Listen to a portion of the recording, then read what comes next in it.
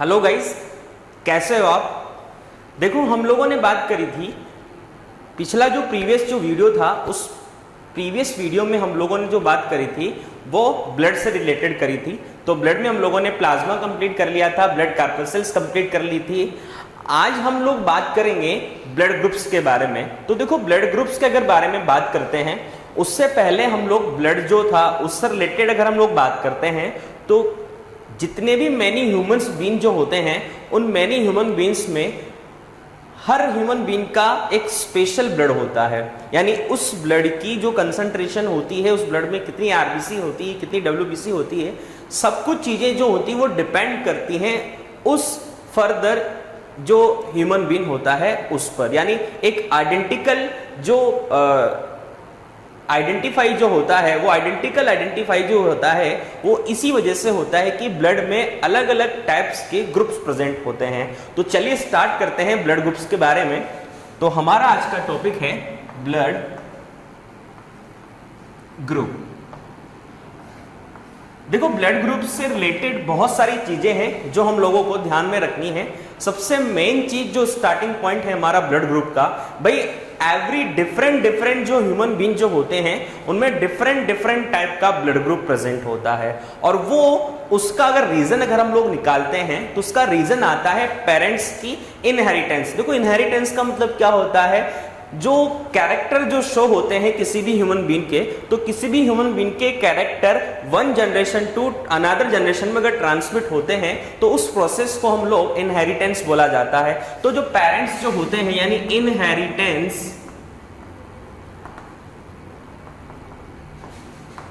Parents, तो parents की जो इनहेरिटेंस जो होती है, उस पेरेंट्स की इनहेरिटेंस की वजह से जो ह्यूमन बीइंग जो होते हैं, डिफरेंट ह्यूमन बीइंग जो होते हैं, उनका ब्लड ग्रुप जो होता है वो डिफरेंट टाइप का होता है। जैसे मदर फादर का जो ब्लड ग्रुप है, वो जो उनके डॉटर या सन जो होते हैं उनका डिफरेंट होता है। तो ये सब चीजें कैसे डिस्क्राइब होती है उसी के बारे में लोगों को बात करनी है। तो मेन वर्ड हमारे पास आता है इनहेरिटेंस की वजह से। तो इनहेरिटेंस क्या होता है, रिलेटेड टू क्रोमोसोम। जो क्रोमोसोम जो होते हैं, इस क्रोमोसोम पर यानी क्रोमोसोम पर कुछ जीन्स प्रेजेंट होते हैं, और वो जीन जो होते हैं वो यूजुअली जो कैरेक्टर जो होते हैं उस कैरेक्टर को कंट्रोल करते हैं। कोई भी कैरेक्टर जो होता है, जैसे हमारे बालों की जो जैसे ये हेयर्स हैं, नोज है, हमारे ईयर्स हैं, तो पूरी बॉडी लैंग्वेज जो होती है वो डिपेंड होती है पेरेंट्स के जो कैरेक्टर्स होते हैं उनके ट्रांसमिट होने से।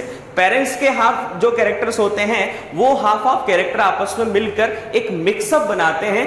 तो दोनों के ही जो कैरेक्टर्स जो होते हैं वो उनकी जो जनरेशन जो होती है उस जनरेशन में वो रिप्रेजेंट होते हैं। तो रिप्रेजेंट जो करने का जो वर्क होता है वो क्रोमोसोम पर प्रेजेंट जीन की वजह से होता है।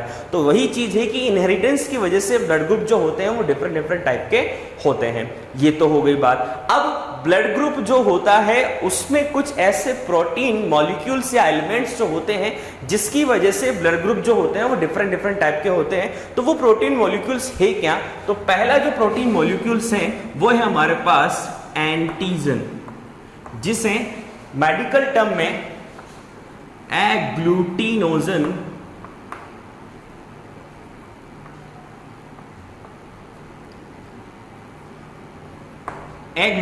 भी बोला जाता है। यूजुअली एंटीजन क्या होते हैं, एंटीजन जो होते हैं वो माइक्रो जो एलिमेंट्स जो होते हैं, उन माइक्रो एलिमेंट्स या माइक्रो लिविंग जो होते हैं वो एंटीजन होते हैं। जैसे बैक्टीरिया, माइकोप्लाज्मा, वायरस, ये सब माइक्रो एलिमेंट्स जो होते हैं अगर हमारी बॉडी में इंजेक्ट होते हैं तो इन माइक्रो एलिमेंट्स को ही हम लोग क्या बोलते हैं, एंटीजन बोलते हैं। अब एंटीजन जो होता है, यूजुअली एंटीजन प्रेजेंट कहां होगा, तो आरबीसी जो होती है, यानी जो आरबीसी जो होती है उस आरबीसी की जो सरफेस जो होती है उस आरबीसी की सरफेस पर एंटीजन प्रेजेंट होता है। तो ये प्रेजेंट लोकेटेड जो होगा वो सरफेस ऑफ आरबीसी। तो आरबीसी की जो सरफेस होती है उस पर ये प्रेजेंट होता है। एक टाइप का ये ग्लाइकोप्रोटीन होता है।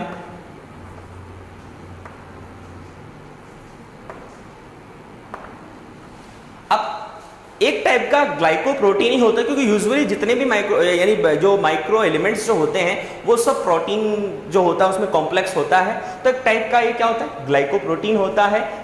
ये आरबीसी की सरफेस जो होती है उस पर प्रेजेंट होता है, और यूजुअली एंटीजन जो होता है, इस एंटीजन की वजह से ही बॉडी में एक और एलिमेंट प्रोटीन बनती है, यानी एक और प्रोटीन का प्रोड्यूस होता है जब बॉडी में एंटीजन इंजेक्ट हो जाता है। तो वो दूसरा जो एलिमेंट होता है वो हमारे पास होता है एंटीबॉडी, और एंटीबॉडी जो होती है उसे बोला जाता है एग्लूटिनिन।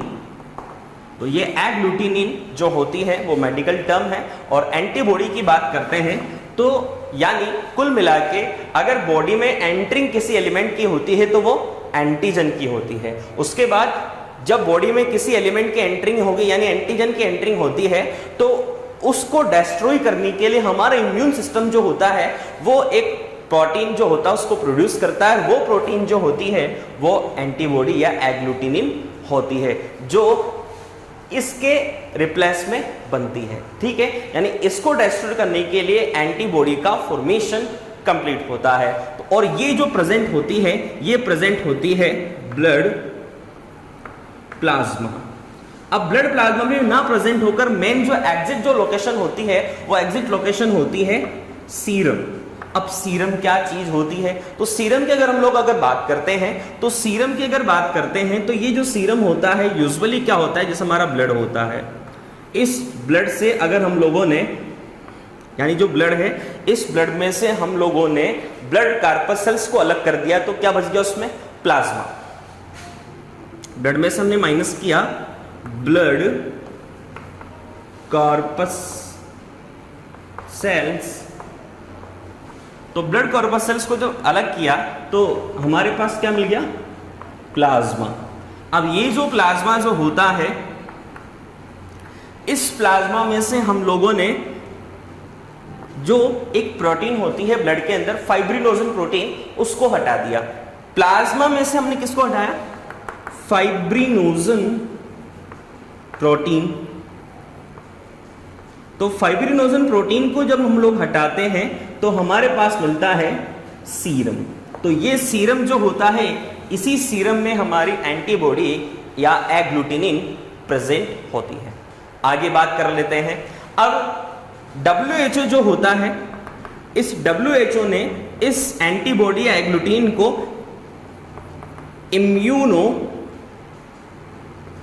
ग्लोबिन बोला, और शॉर्ट फॉर्म में इसको लिखते हैं IG। तो IG या इम्यूनोग्लोबिन जो होता है वो एक तरह का क्या होता है, एंटीबॉडी। एंटीबॉडी के टाइप्स भी हैं, उनके बारे में बात करेंगे, आपके सिलेबस में है ये टॉपिक। तो जब आगे नेक्स्ट टॉपिक पढ़ेंगे तो वहां हम लोग इसकी डिटेल से बात करेंगे। तो आप लोगों को इतना सा ध्यान रखना है कि जो ब्लड ग्रुप जो होता है उस ब्लड ग्रुप का रिप्रेजेंटेशन जो होता है वो एंटीजन और एंटीबॉडी जो होती है उसकी प्रेजेंस और एब्सेंस में होता है। ये सीधी सादी बात आप लोगों को ध्यान रखनी है। अब इसी बेसिस पर जो ह्यूमन बीइंग्स जो होते हैं उन ह्यूमन बीइंग्स में अब एक चीज और आप लोगों को ध्यान रखनी इससे पहले, जो एंटीबॉडी जो होती है वो एंटीबॉडी दो टाइप की होती है। एक तो होती है नेचुरल और एक होती है एक्वायर्ड। नेचुरल जो एंटीबॉडी जो होती है वो दो टाइप की होती है, एक तो होती है स्मॉल a और एक होती है स्मॉल b। और एक्वायर्ड जो होती है जो हमें एटमॉस्फेयर से मिलती है या बर्थ, यानी ये तो नेचुरल तो जो होती है नेचुरल एंटीबॉडी का मतलब ये है जो हमें बर्थ से ही मिलती है वो एंटीबॉडी, और जो हमें एटमॉस्फेयर यानी बर्थ होने के बाद जब एटमॉस्फेयर में हम आते हैं तो उस एटमॉस्फेयर से हम लोगों को प्रोवाइड होती है वो होती है एक्वायर्ड। और एक्वायर्ड जो इम्यूनिटी होती है यानी एक्वायर्ड एंटीबॉडी जो होती है वो होती है RH एंटीबॉडी। तो वो हमें यानी एटमॉस्फेयर जो होता है उससे मिलती है। इस चीज के बारे में आप लोग जब हम लोग पढ़ेंगे तब आप लोगों को समझ में आएगा। जब हम एरिथ्रोब्लास्टोस फेटालिस के बारे में बात करेंगे RH एंटीजन एंटीबॉडी के बारे में बात करेंगे तो वहां आप लोगों को ये डिटेल से समझ में आएगा। तो चलिए हम लोग आगे बात कर लेते हैं। तो देखो मैं आप लोगों को बता रहा था कि एंटीजन और एंटीबॉडी जो होती है उनकी प्रेजेंस और एब्सेंस की वजह से जो ब्लड ग्रुप होता है वो डिले होता है या ब्लड ग्रुप जो होता है वो शो होता है। ठीक है, ये चीज तो आप लोगों को समझ में आ चुकी होगी।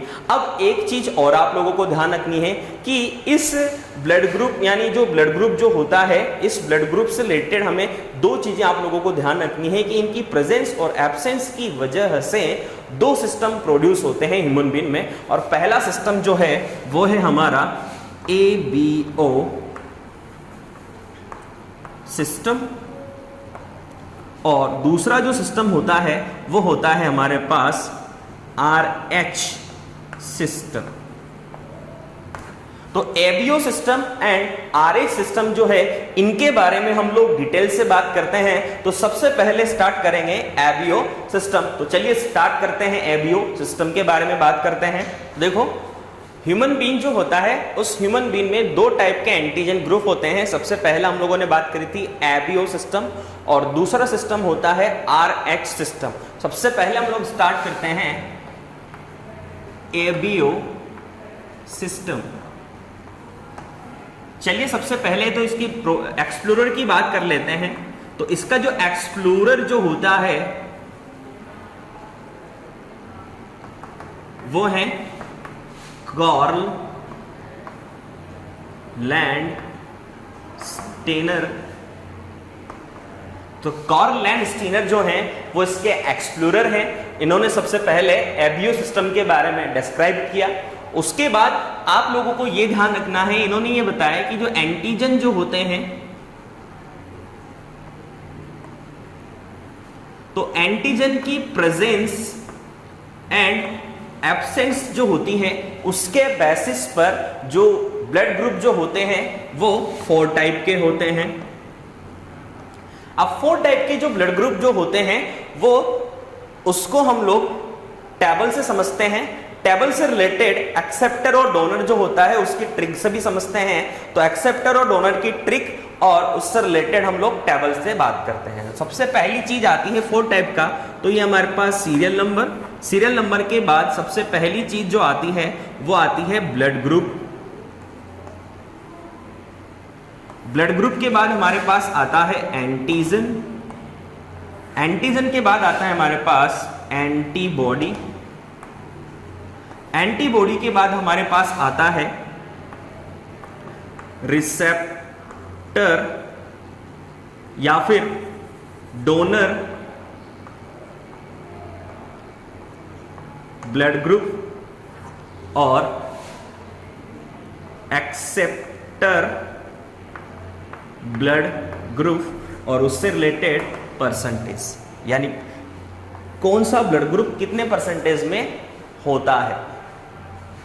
सबसे पहला, दूसरा, तीसरा और ये 4th नंबर का। पहले नंबर का जो ब्लड ग्रुप होता है वो A होता है, दूसरा ब्लड ग्रुप B होता है, तीसरा AB होता है और 4th नंबर का जो होता है वो O होता है। तो 4 टाइप के हमारे पास ब्लड ग्रुप प्रेजेंट होते हैं। A ब्लड ग्रुप जो होता है, इस A ब्लड ग्रुप में एंटीजन हमेशा कैपिटल लेटर में लिखा जाता है। तो A का जो ब्लड ग्रुप है उसमें A एंटीजन ही होती है और एंटीबॉडी जो होती है वो स्मॉल b होती है। उसके बाद जो ब्लड ग्रुप B होता है उसमें जो एंटीजन जो होते हैं ये एंटीजन होता है कैपिटल B और एंटीबॉडी हमेशा स्मॉल में और एंटीबॉडी होती है स्मॉल a। अब आप सोच रहे होंगे कि इसका A है तो इसका भी A होना चाहिए, ऐसा नहीं है। आप लोगों को हमेशा ध्यान रखना है कि डिफरेंट टाइप के जो ब्लड ग्रुप होते हैं उसमें एंटीजन और एंटीबॉडी दोनों डिफरेंट होनी चाहिए। अगर सेम हो जाती है तो उसकी क्या हो जाती है, कॉन्गुलेशन हो जाता है, क्लोटिंग हो जाती है। और कॉन्गुलेशन होने का मतलब ये होता है कि एक तरह से फ्रीज हो जाता है ब्लड,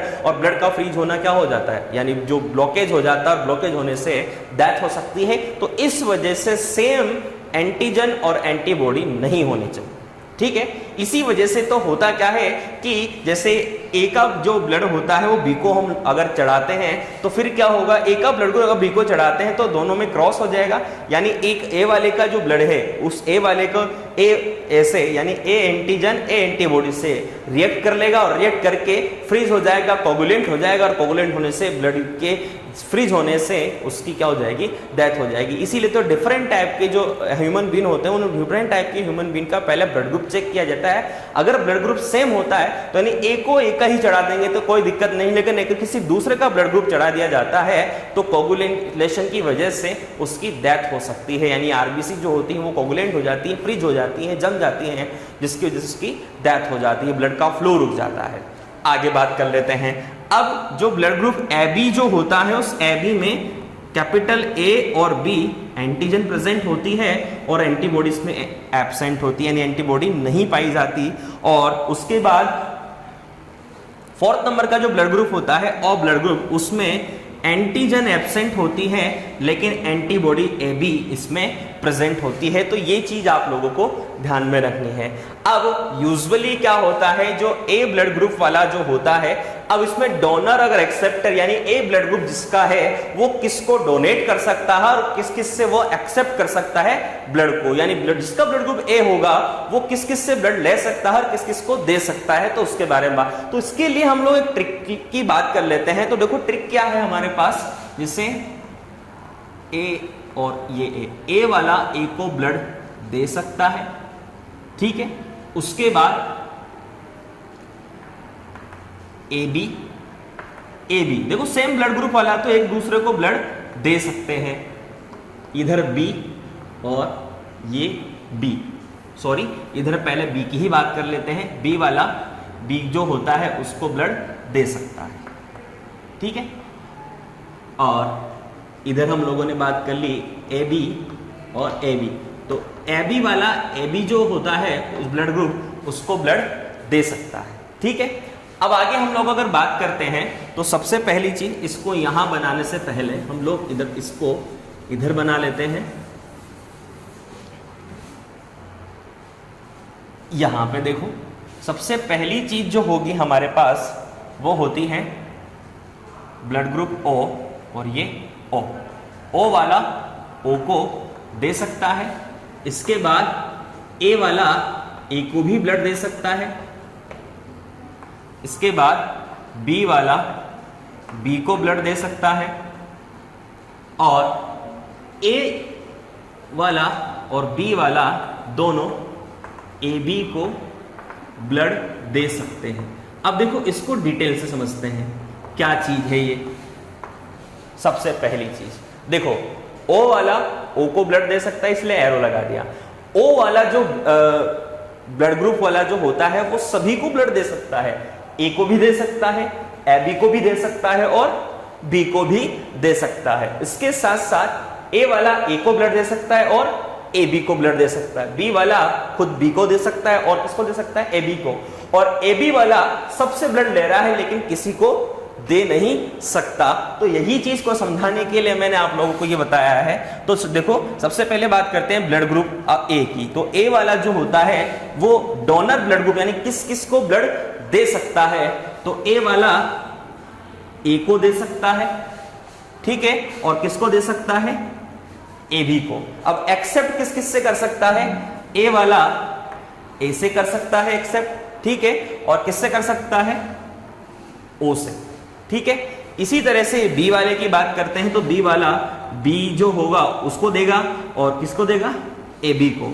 और इधर एक्सेप्ट की बात करें तो B वाला B से ले सकता है और किससे ले सकता है, O से ले सकता है। यहां पर बात करते हैं AB की, तो AB जो होता है उसमें एंटीबॉडी नहीं आती। अब एंटीबॉडी नहीं है इसका मतलब एंटीबॉडी तो है ही नहीं, किसी का भी ब्लड चढ़ाओ उसको एंटीबॉडी वहां पर मिलेगी नहीं। जब एंटीबॉडी नहीं मिलेगी तो ब्लड का कोगुलेशन होगा ही नहीं, क्योंकि कोगुलेशन कब होता है, एंटीजन और एंटीबॉडी जब आपस में रिएक्ट करते हैं तब कोगुलेशन होता है। तो कोगुलेशन का यहां पर 0% होता है, यानी कोगुलेशन यहां पर नहीं हो सकता। इसलिए AB वाला जो होता है वो यूनिवर्सल रिसेप्टर होता है। तो AB जो होता है वो यूनिवर्सल, यहां लिखते हैं यूनिवर्सल रिसेप्टर, ठीक है। और ये यूनिवर्सल रिसेप्टर, इसका मतलब ये हुआ कि ये डोनेट किसी को भी नहीं कर सकता, यानी ए बी वाला केवल ए बी को ही डोनेट कर सकता है, यानी डोनर तो क्या है इसका ए बी को ही डोनेट कर सकता है। और एक्सेप्ट किस किस से कर सकता है, ए से कर सकता है, बी से कर सकता है, ए बी वाले से कर सकता है और ओ से कर सकता है। इसी तरीके से ओ ब्लड ग्रुप की बात करें तो यहां एंटीजन ही नहीं है। जब एंटीजन नहीं है, ओनली एंटीबॉडी है, तो इसका मतलब अगर इसका ब्लड किसी को देते हैं तो उसकी बॉडी में एंटीजन जाएगा ही नहीं, और जब एंटीजन नहीं जाएगा तो उसके किस एंटीबॉडी से वो रिएक्शन करेगा, क्योंकि यहां पर एंटीजन तो है ही नहीं। तो बट यूजुअली यहां क्या हो रहा था, ये यूनिवर्सल रिसेप्टर क्यों बना, ए बी वाला यूनिवर्सल रिसेप्टर इस वजह से बना क्योंकि यहां पर ए बी एंटीजन है, जिसकी भी बॉडी में इसका ब्लड दिया जाएगा, एंटीजन जो होगा वो उसकी एंटीबॉडी से, जिसकी भी एंटीबॉडी उससे वो क्या कर लेगा, रिएक्शन कर लेगा, क्योंकि इसमें एंटीबॉडी नहीं है। तो इस वजह से एंटीजन होने की वजह से किसी को ब्लड नहीं दे सकता, ओनली ए बी को दे सकता है, क्योंकि ए बी में एंटीजन है, तो एंटीजन आपस में रिएक्शन कर ही नहीं सकते। एंटीबॉडी साथ में अगर होता है तब वो रिएक्शन कर सकता है। इसी तरह से यहां पर क्या है, ओ वाले की कंडीशन में क्या है कि यहां पर एंटीजन जो है वो एंटीजन ही नहीं है। जब एंटीजन नहीं है तो किसी को भी ब्लड दो, तो ब्लड देने पर उसकी एंटीबॉडी उसके अंदर है, बट यहां से एंटीजन जा ही नहीं रहा। तो जब बॉडी में एंटीजन नहीं जा रहा तो किस एंटीबॉडी से वो रिएक्शन करेगा, या एंटीबॉडी तो है फिर भी एंटीजन तो है ही नहीं, किससे रिएक्शन करेगा। तो वही बातें हैं, तो यहां पर एंटीबॉडी ही प्रेजेंट होती है। इसका मतलब ये क्या होता है, यूनिवर्सल डोनर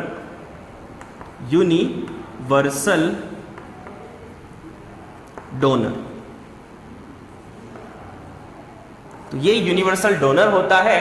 डोनर जो ब्लड ग्रुप होता है, यानी ये किस किस को दे सकता है, तो ये सभी को दे सकता है, ए को दे सकता है, बी को दे सकता है, ए बी को दे सकता है और ओ को दे, और एक्सेप्ट ओनली ये किससे करेगा, ओ से ही कर सकता है। तो एक्सेप्ट ओनली किससे कर सकता है, ये ओ से, बाकी से सबसे करेगा। क्यों, अब जैसे सपोज मान लो ओ वाला किसी और से ब्लड लेगा तो कैसे ले पाएगा, ए वाले के पास एंटीजन है, बी वाले के पास बी एंटीबॉडी है और बी एंटीजन है, और ए बी वाले के पास ए बी, यानी इन तीनों के पास एंटीजन है।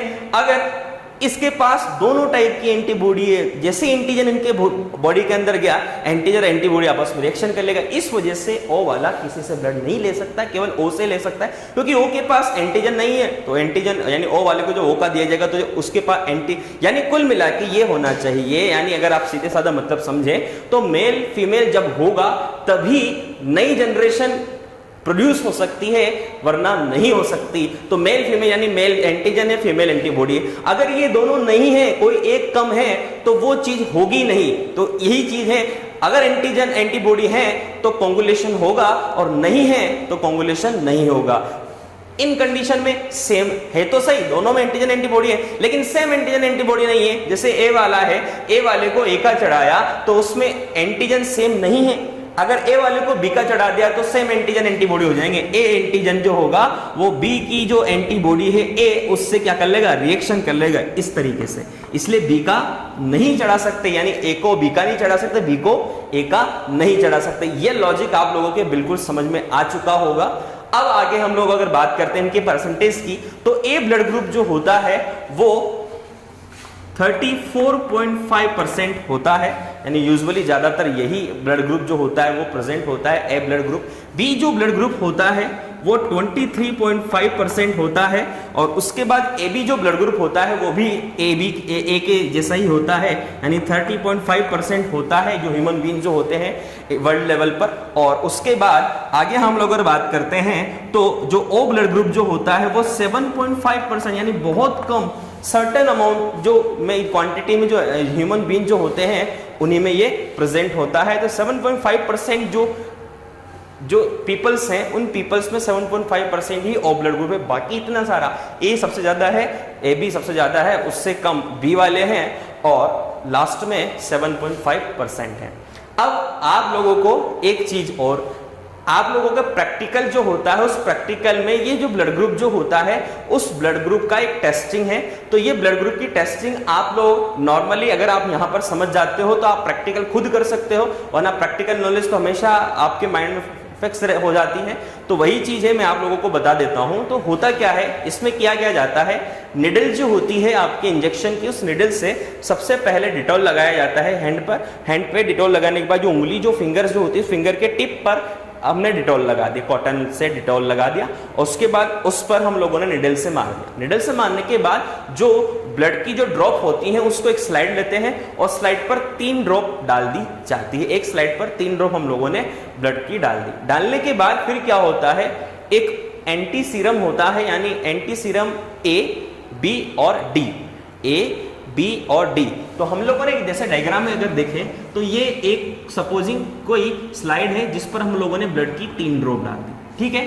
अब इन ब्लड की 3 ड्रॉप डालने के बाद फिर हम लोगों ने क्या किया कि एंटी सीरम ए इस पर डाला, एंटी सीरम बी इस पर डाला और एंटी सीरम डी, सी नहीं डी याद रखना है, तो एंटी सीरम ए, बी और डी हम लोगों ने इस पर डाल दिया, ठीक है। लास्ट में होता क्या है, कुछ समय बाद हम देखेंगे कि 5 से 10 मिनट बाद या 2-3 मिनट बाद ही रिजल्ट मिल जाता है। तो क्या होता है कि अगर आप लोगों को जो फर्स्ट नंबर की जो ड्रॉप थी, उस फर्स्ट नंबर की ड्रॉप में अगर आपको जैसे दूध फट जाता है वैसे अगर आप लोगों को दिखाई देता है, यानी इसमें एक से गुच्छे जैसी स्ट्रक्चर दिखाई देती है, तो गुच्छे जैसे स्ट्रक्चर दिखाई देने का मतलब ये है कि उसका ब्लड ग्रुप ए है, ठीक है। अगर ए में नहीं दिखाई दे रही और बी में आपको फटाफटा सा दिखाई देता है तो इसका मतलब उसका ब्लड ग्रुप बी है। और अगर डी में आप देखो ए बी, अगर ए में नहीं दिखाई दे रहा, बी में दिखाई दे रहा है तो बी ब्लड ग्रुप होगा। ओनली ए में ही ब्लड आपको दिखाई दे रहा है कोंगुलेशन, यानी इसका मतलब कुल मिला के जैसे कोंगुलेशन जो होता है यानी जमा जमा सा फ्रीज जैसा होता है, फटाफटा सा जो दिखाई देता है, ए में दिखाई देता तो ए, बी में दिखाई देता तो बी। अब ए बी और ओ कैसे पता लगाएंगे, तो ए का पता लग गया, बी का, दोनों में से एक होगा तो ए, यानी अगर ए में हुआ तो ए, बी में हुआ तो बी। उसके बाद आप लोगों को यह ध्यान रखना है कि अगर दोनों में एक साथ होता है तो इसका मतलब ब्लड ग्रुप उसका क्या है, ए बी। दोनों में अगर एक साथ कॉन्गुलेशन होता है तो ए बी ब्लड ग्रुप, और दोनों में ही नहीं होता तो फिर कौन सा आ जाएगा हमारे पास, ओ। तो आप लोगों को नॉर्मली ये चीज ट्रिकली समझ में आ चुकी होगी, क्या है, ए में हुआ बी में नहीं हुआ तो ए, बी में हुआ ए में नहीं हुआ तो बी, दोनों में हुआ ए बी, दोनों में नहीं हुआ तो ओ। उसके बाद डी की बात कर लेते हैं। अगर डी वाला जो होता है वो पॉजिटिव नेगेटिव को डिनोट करता है। जो RH एंटीजन जो होता है, अगर RH एंटीजन प्रेजेंट होता है तो पॉजिटिव, RH एंटीजन एब्सेंट होता है तो नेगेटिव। RH पॉजिटिव यानी अगर यहां पर भी फटाफटा से वही कोंगुलेशन अगर होता है डी में, तो डी में अगर कोंगुलेशन होता है तो वो पॉजिटिव और कोंगुलेशन नहीं होता है तो वो नेगेटिव। यानी अब आपको समझ में आ चुका होगा कि अगर ए में हुआ बी में नहीं हुआ तो ए पॉजिटिव, बी में हुआ ए में नहीं हुआ तो बी पॉजिटिव, अगर नहीं हुआ तो नेगेटिव, वो वाली चीजें हैं। तो ये चीज आप लोगों को ध्यान में रखनी है। अब एक चीज और याद रखनी है, 4th नंबर का जो ब्लड ग्रुप है, ए बी जो ब्लड ग्रुप है, इस ए बी ब्लड ग्रुप के बारे में 2 साइंटिस्ट थे, एक तो डेकास्टेलो और स्ट्रूली। तो डिकैस्टेलो और स्ट्रूली जो था, इन दोनों साइंटिस्ट ने ये 4th नंबर का जो एबी ब्लड ग्रुप है इसको डिस्क्राइब किया, इसको डिस्कवर किया। तो ये चीज आप लोगों को इंपॉर्टेंस ध्यान रखना है इस चीज का। तो हम लोगों ने इससे रिलेटेड ये सारी बात कर ली। अब हम लोग थोड़ी सी बात और कर लेते हैं। जो ब्लड ग्रुप है वो ब्लड ग्रुप जो होता है मेन डिफाइन जो होता है वो इनहेरिटेंस की वजह से होता है। यानी इनहेरिटेंस यानी जो ब्लड ग्रुप जो होता है वो इनहेरिटेंस की वजह से ही डिफाइन होता है। 4 टाइप के जो ब्लड ग्रुप हमें मिलते हैं वो पेरेंट्स की इनहेरिटेंस की वजह से मिलता है। तो इनहेरिटेंस ऑफ ब्लड ग्रुप के बारे में बात कर लेते हैं। Inheritance of blood group. तो पहली चीज तो हमारे पास ये आती है कि जो पेरेंट्स की इनहेरिटेंस होती है उसकी वजह से ब्लड ग्रुप जो होते हैं 4 टाइप के ब्लड ग्रुप जो होते हैं वो आइडेंटिफाई होते हैं। अब होता क्या है, 9 नंबर का एक क्रोमोसोम होता है, आप लोगों को पता है 23 क्रोमोसोम यानी 23 पेयर्स में क्रोमोसोम होते हैं। यानी अगर इनका पेयर्स को देखते हैं डिफाइन करते हैं तो 46 क्रोमोसोम हमारे पास प्रेजेंट होते हैं जो 23 पेयर्स में होते हैं। तो 23 पेयर्स जो होते हैं उसमें 9वें नंबर का यानी 9th नंबर का जो क्रोमोसोम होता है उसकी एक छोटी आर्म होती है, जैसे एक बड़ी आर्म और एक छोटी आर्म। इस छोटी आर्म जो होती है उस छोटी आर्म पर मल्टीपल एलिल्स प्रेजेंट होते हैं। अब ये मल्टीपल एलिल्स जो होते हैं वो यानी 9th नंबर का जो क्रोमोसोम होता है उस 9th नंबर के क्रोमोसोम पर प्रेजेंट जीन जो होते हैं उस पर ये प्रेजेंट होते हैं। अब एलिल्स, मल्टीपल एलिल्स का मतलब क्या होता है? देखो यूजुअली क्या होता है, क्रोमोसोम पर लोकेटेड जो जीन्स होते हैं वो जीन किसी भी कैरेक्टर को रिप्रेजेंट करते हैं, ठीक है। अब नॉर्मली तो क्या होता है कि वन जीन जो होता है वो वन कैरेक्टर को कंट्रोल करता है, बट कभी कभी क्या होता है एक जीन जो होता है वो बहुत सारे कैरेक्टर्स को क्या कर लेता है, कंट्रोल कर लेता है। उसी चीज को हम बोलते हैं मल्टीपल एलिल्स। अब एलिल्स क्या होता है, एलिल्स की बात करते हैं तो एलिल्स का मतलब ये होता है, आप लोगों ने जो छोटी क्लास है उसमें आप लोगों ने मेंडलिज्म जब पढ़ा होगा तो मेंडलिज्म में एलिल्स के बारे में बात करी होगी। कोई भी कैरेक्टर जो होता है उस कैरेक्टर के दो ऑब्जेक्ट होते हैं। दो ऑब्जेक्ट मतलब यानी जैसे टॉल, ड्वार्फ, ठीक है, उसके बाद लाइट, डार्क, तो हर एक चीज के दो ऑब्जेक्ट होते हैं। कोई भी कैरेक्टर जो होता है तो उस कैरेक्टर के जो ऑब्जेक्ट होते हैं, दो ऑब्जेक्ट जो होते हैं, उसी को बोला जाता है एलिल्स। और मल्टीपल एलिल्स का मतलब क्या हो गया, डिफरेंट डिफरेंट टाइप के एलिल्स, यानी डिफरेंट डिफरेंट टाइप के ऑब्जेक्ट्स जिसको कंट्रोल क्या कर कौन कर रहा है, ओनली वन जीन। और वो यूजुअली क्या होता है, यानी जो मेन जो 4 टाइप के जो ब्लड ग्रुप होते हैं उन 4 टाइप के ब्लड ग्रुप को रिप्रेजेंट करने के लिए 3 टाइप की मल्टीपल एलील प्रेजेंट होती है। कितने टाइप की? 3 टाइप की मल्टीपल एलील्स रिप्रेजेंट होती है। तो 3 मल्टीपल एलील्स जो होती है वो 9वें नंबर का जो क्रोमोसोम होता है उस 9वें नंबर के क्रोमोसोम की जो छोटी आर्म्स होती है उस पर ये लोकेटेड होते हैं और ये ब्लड ग्रुप जो होता है उसके कैरेक्टर को शो करते हैं। 4 टाइप के ब्लड ग्रुप 3 टाइप के मल्टीपल एलील से प्रेजेंट। अब इस जीन को आइडेंटिफाई किया जाता है तो इस जीन का आइडेंटिफाई होता है कैपिटल आई से, ठीक है। अब ये कैपिटल आई जो होता है इस जीन की वजह से ये 4 टाइप के ब्लड ग्रुप हमारे सामने रिप्रेजेंट होते हैं। तो हो गया ना मल्टीपल एलील। नॉर्मली कोई भी एक कैरेक्टर जो होता है एक कैरेक्टर को कौन कंट्रोल करता है, एक जीन कंट्रोल करता है। जैसे सपोज जैसे टॉल एक कैरेक्टर है, इस टॉल कैरेक्टर को कंट्रोल जो करेगा वो कैपिटल टी जो जीन होता है वो कंट्रोल करता है। तो वही सारी बातें हैं कि नॉर्मली तो एक जीन जो होता है वो एक कैरेक्टर जो होता है, अब वो कैपिटल टी जीन तो जैसे डोमिनेंट हो गया और रेसेसिव स्मॉल टी हो गया। तो टॉल एंड ड्वार्फ, तो टॉल और ड्वार्फ एलिल्स हैं, ठीक है, यानी एक कैरेक्टर के 2 ऑब्जेक्ट हैं जिसे एलिल्स हम लोग बोलते हैं। तो एक कैरेक्टर के 2 ऑब्जेक्ट एलिल्स कहा जाता है। और वही बात हम लोगों को ध्यान रखनी है, मल्टीपल एलिल्स यानी ओनली एक जीन है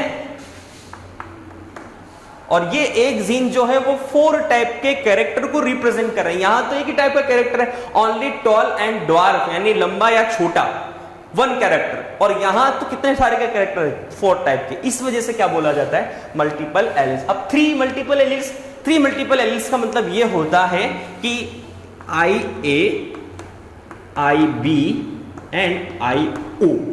तो ये 3 टाइप के मल्टीपल एलिल्स वाले जो जीन होते हैं, ये मल्टीपल एलिल्स वाले जीन जो होते हैं वो किसको आइडेंटिफाई करते हैं, ब्लड ग्रुप को आइडेंटिफाई करते हैं। सपोजिंग जैसे बात करते हैं, अब यूजुअली एक चीज और आप लोगों को ध्यान रखनी है, सबसे पहले ब्लड ग्रुप के इनहेरिटेंस जो था उसके बारे में जो एक्सप्लोरर थे, यानी इसके बारे में बताने वाले जो साइंटिस्ट थे वो एक्सप्लोरर हैं बर्नस्टीन। तो बर्नस्टीन जो थे, उन बर्नस्टीन साइंटिस्ट ने सबसे पहले ब्लड ग्रुप के इनहेरिटेंस के बारे में बताया और उन्होंने बताया कि 9वें नंबर का जो क्रोमोसोम जो होता है उस क्रोमोसोम पर 3 मल्टीपल एलिल्स प्रेजेंट होते हैं और 3 मल्टीपल एलिल्स की रिप्रेजेंटेशन की वजह से 4 टाइप के ब्लड ग्रुप हमारे सामने आते हैं। ये सारी बात हो गई। अब चलिए इसके बारे में रिलेटेड बात करते हैं। एक चीज आप लोगों को ध्यान रखनी है, जो IA और IB जो होते हैं वो IO पर इफेक्टिव होते हैं, यानी IA और IB अगर हैं तो O की नहीं चलेगी, यानी इफेक्टिव कौन है, IA और IB, ठीक है।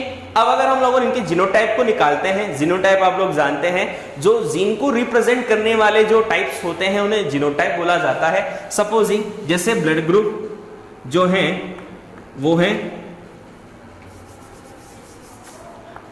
ब्लड ग्रुप AB, और O। अगर इनके जीनोटाइप निकालते हैं तो जीनोटाइप जैसे A का जो जीनोटाइप होगा वो होगा IA IA। हमेशा एलील्स जो होते हैं वो पेयर्स में होते हैं, ठीक है। तो IA IA ये तो कौन सी कंडीशन हो गई, होमोजाइगस, होमोजाइगस। और उसके बाद IA एंड IO ये हो गई हेटेरोजाइगस। यानी होमोजाइगस का मतलब ये होता है अगर कोई भी जो जीन है उस जीन के जो एलील्स होते हैं अगर वो सेम होते हैं तो वो होमोजाइगस, और अगर डिफरेंट डिफरेंट होते हैं तो वो हेटेरोजाइगस। तो हेटेरोजाइगस। इसी तरह से IB तो होमोजाइगस, IB एंड IO जो है वो हेटेरोजाइगस। तो A और B जो है वो दोनों कंडीशन में हो सकते हैं। इसके बाद AB ब्लड ग्रुप की बात करें तो AB ब्लड ग्रुप जो होता है उसमें तो वही IA और IB, और जो O ब्लड ग्रुप होगा उसमें IO और IO। तो AB का जीनोटाइप तो IA IB और O का जीनोटाइप IO और IO होता है। अब ये तो हो गई इनहेरिटेंस के बारे में बात। अब अगर हम इसको जैसे अप्लाई करते हैं तो कोई भी जो ह्यूमन बॉडी जो होती है उस ह्यूमन बॉडी में जो ब्लड ग्रुप होता है वो स्पेशल ब्लड ग्रुप होता है। अब जैसे सपोजिंग मेल और फीमेल है, दोनों की मैरिज हो गई, ठीक है। अब सपोजिंग जैसे कोई सा भी ब्लड ग्रुप लेते हैं, जैसे एक मेल है, हम लोग इसको मिटा देते हैं,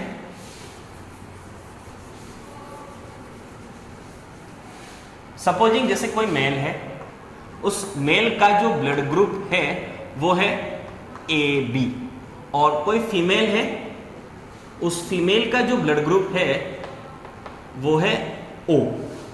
अब मैं आप लोगों को बता रहा हूं कि जो इनहेरिटेंस जो होता है पेरेंट्स की, उसकी वजह से डिफाइन होता है उनकी जो जनरेशन जो होती है, जो जनरेशन प्रोड्यूस होती है, उस जनरेशन का ब्लड ग्रुप क्या हो सकता है, ठीक है।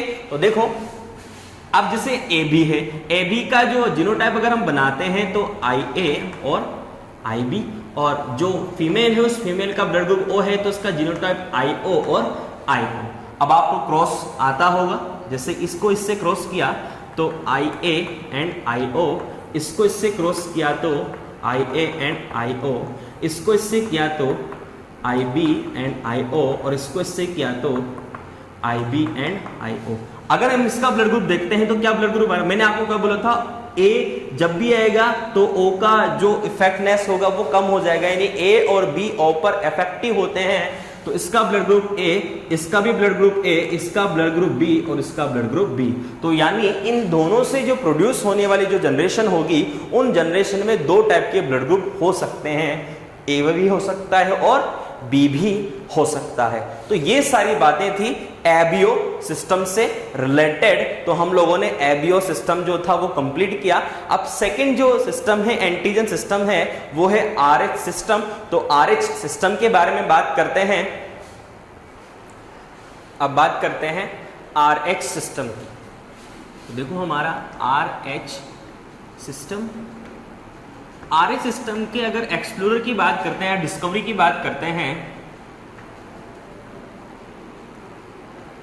तो इनके जो एक्सप्लोरर है RH सिस्टम का, तो RH सिस्टम के एक्सप्लोरर हैं वही कार्ल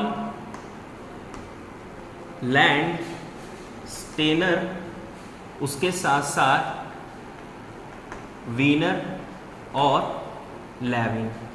तो ये तीनों साइंटिस्ट जो थे उन्होंने सबसे पहले RH सिस्टम को डिस्क्राइब किया।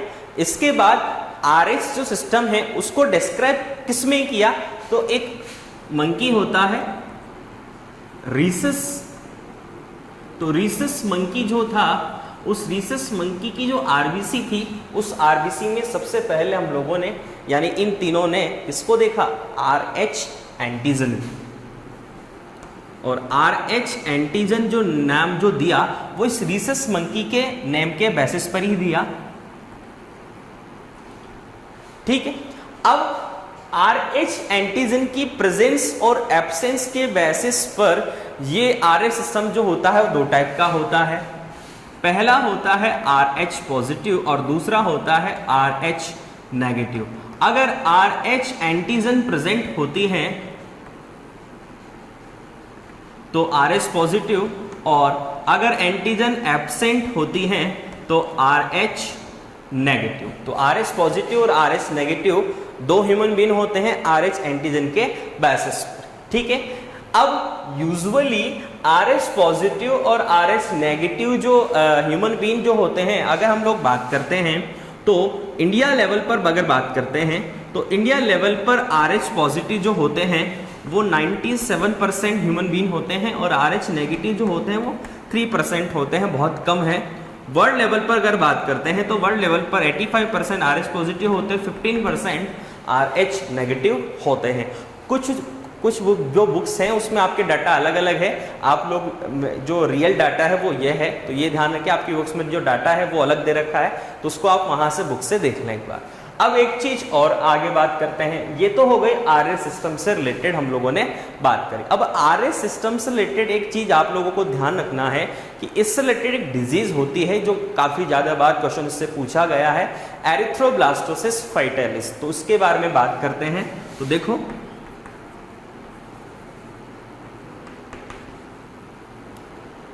एरिथ्रोब्लास्टोसिस फैटालिस।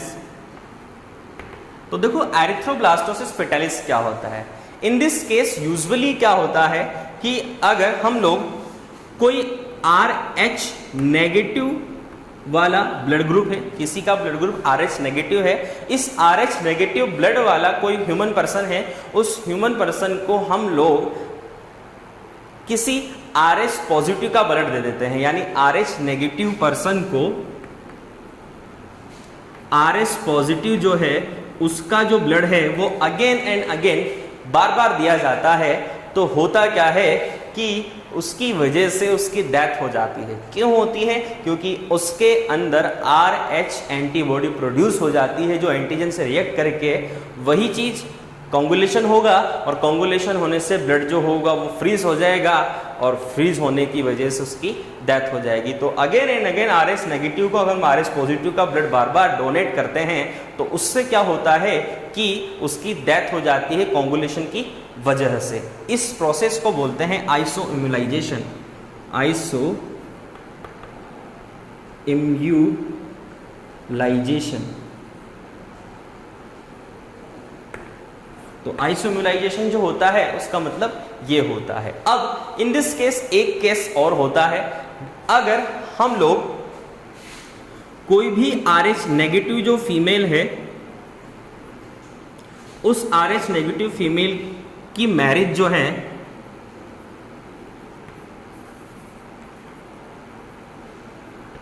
वो हमने RH पॉजिटिव मेल से करा, ठीक है। RH नेगेटिव फीमेल की मैरिज हमने RS पॉजिटिव से करा दी, तो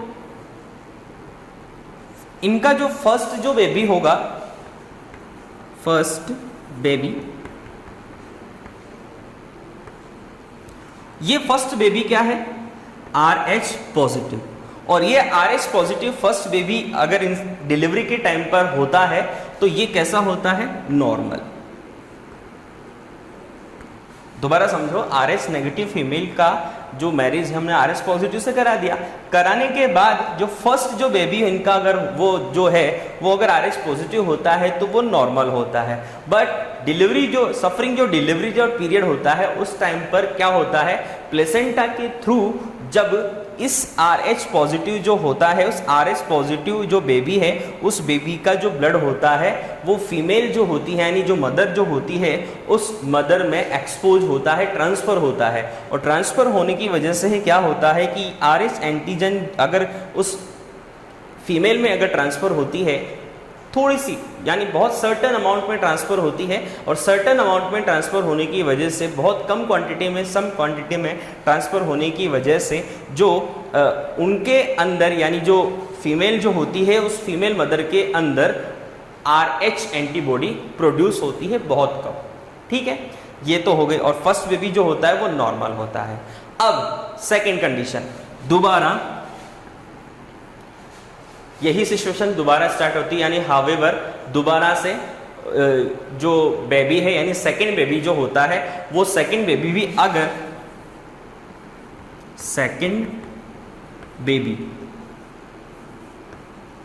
ये सेकेंड बेबी भी अगर RH पॉजिटिव होता है तो फिर यहाँ पर क्रिटिकल कंडीशन स्टार्ट हो जाती है ड्यूरिंग डिलीवरी पीरियड। तो होता क्या है कि सेकेंड बेबी भी अगर RH पॉजिटिव होता है तो वही RH पॉजिटिव का मतलब है कि RH एंटीजन जो होती है उस RH एंटीजन की वजह से होता क्या है, जो फीमेल के अंदर सर्टन अमाउंट में जो RH एंटीबॉडी बनी थी वो RH एंटीबॉडी जो होती है वो ब्लड के थ्रू प्लेसेंटा से होती हुई जो सेकेंड बेबी है उस सेकेंड बेबी में इंजेक्ट हो जाती है, एक्सपोज हो जाती है। सेकेंड बेबी की बॉडी में जब RH एंटीबॉडी जाती है, पहले नहीं थी, नेगेटिव था, एंटीबॉडी थी नहीं, तो ये RH एंटीबॉडी जब किस में जाती है, बेबी में जाती है, तो बेबी में जाने से वही कॉन्गुलेशन होगा क्योंकि RH एंटीजन बेबी में पहले से प्रेजेंट, क्योंकि क्या है वो RH पॉजिटिव। तो RH पॉजिटिव का मतलब यह है कि RH एंटीजन पहले से उस बेबी में है और RH एंटीबॉडी जो मदर में बनी थी किसके थ्रू बनी थी, इस बेबी के